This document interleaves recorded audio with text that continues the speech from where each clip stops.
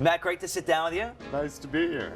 This is one of those first interviews that we get to hold on to, I know. put in the archive, and look back on it after a long, exciting career. And you're at the beginning of this thing. How do you feel right now? The very beginning. Yeah. No, it's been very exciting, and to be back here in Canada now and bring this music with me is a thrill. So for people who are just getting to know you, That's right. how would you describe your sound? It's a vintage sound. Yeah. You know what I kind of call what I do vintage pop. Okay. And it's a Canadian doing the Great American Songbook, basically.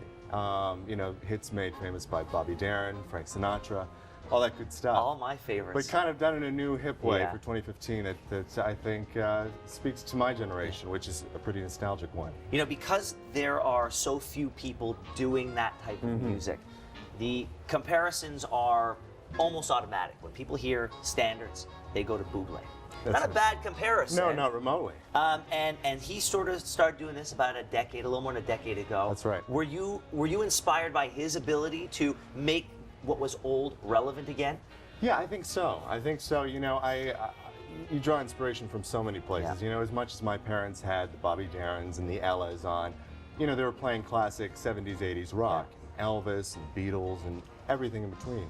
So, you know, certainly you draw from all influences, old and new.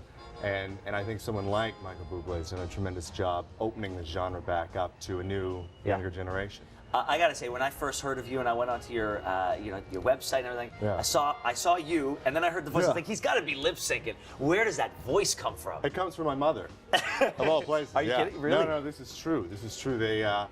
She has that B. Arthur baritone. Wow. That husk. Wow. Yeah, they call it the condo and they assume it's Mr. Forbes and she has to play along. So, yeah. It's fantastic. When did you start singing? How did that come about? Well, you know, I was probably 11 or 12. I was doing The Wizard of Oz. Yeah. You know, it's the school play that gets so many of us involved in this. You get bitten by the bug. Yeah.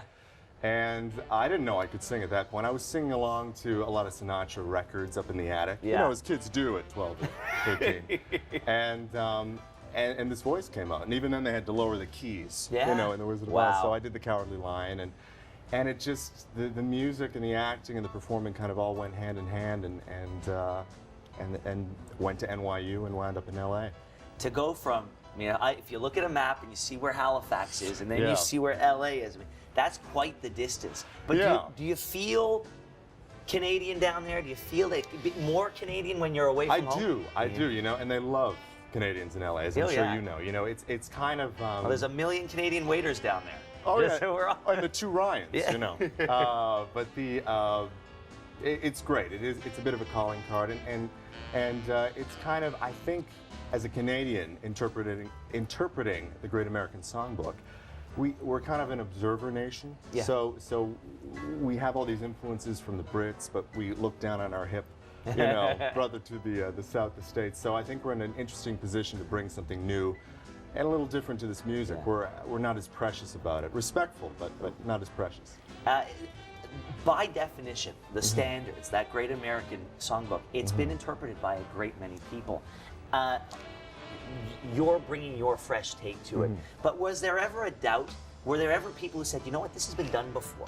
Why don't we try to pivot you to do something a little different? But you stuck to your guns. What was it? What is it that you said to yourself, I can do this? It's a really good question, and I think the Great American Songbook, you know, we dub this vintage pop, and it's not only because this stuff is vintage, but I think I bring a vintage, albeit fresh sensibility to it. I mean, I've always had kind of this classic sound. So even if I do a new original pop song now, it's going to have something inherently kind of classic about it. But I think, you know, bringing it forward, you kind of have to look back in order to bring some of these songs into 2015.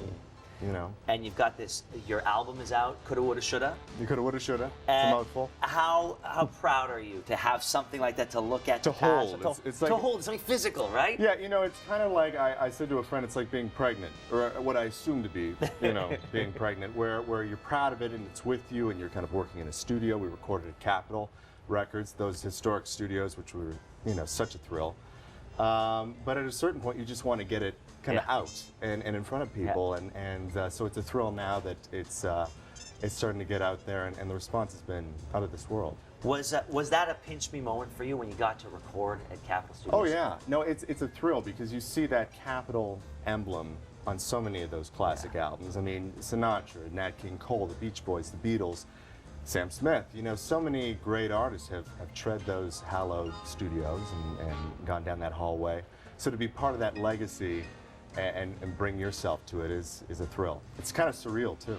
And then there's looking forward, right? Now that the album is out and you're going to be establishing and growing your fan base, the next step is to ask about sort of, you know, what are things you haven't done yet? And one thing that people love doing these days is collaborations. No, it's true. The duets out. The duets are a big thing. Who would be a dream collaborator for you? Who would work well with your voice? That's a good question. You know, I think Adele, very smoky. Yeah. You know, it has that husk. Sure. You know. Yeah. How can we make that happen? Let's get to Twitter. Let's get on Twitter. Call her people. Yeah, exactly. Get on the Twitter. But no, you know, I think someone like, even working with a producer like Quincy Jones, you know, who's done so many great things from back in the day with Sinatra and Count Basie to Michael Jackson and Nikki Yanofsky and everyone in between. I just saw Nikki last night. Oh, is that so? She performed last night. She was great. Amazing. And she's been, you know, she's been doing it since she's an old soul too. This is the music she gravitates towards. Well, the jazz stuff more than these tunes. But unbelievable. It's all about Canadians and harkening back to the old days. I know there are a lot of us. I mean, Diana Krall and the late great Oscar Peterson. And it's And then they're the live performances. As great as these songs are, I think they sound best live. I think so. Because it's those little tweaks that a singer can bring to them to change them up, agree. make them their own. How is your stage persona? Do you like being on stage? Oh yeah, no, I'm a beast at the stage. Yeah. I mean, from the time I was, you know, 11 or 12 doing The Wizard of Oz, you know, you get that live reaction from an audience, and it's, you know, you're smitten. Yeah. And you're constantly chasing that. It's a high like no other. So when you can do this music, which is so timeless, and with a big band, you know, I'm in LA, and I was fortunate enough to hook up with Seth MacFarlane's band leader, Ron Jones, who does all the scoring for Family Guy and American Dad. And I go out in front of his 23-piece band and open for Seth and whatnot. He's got to love your voice.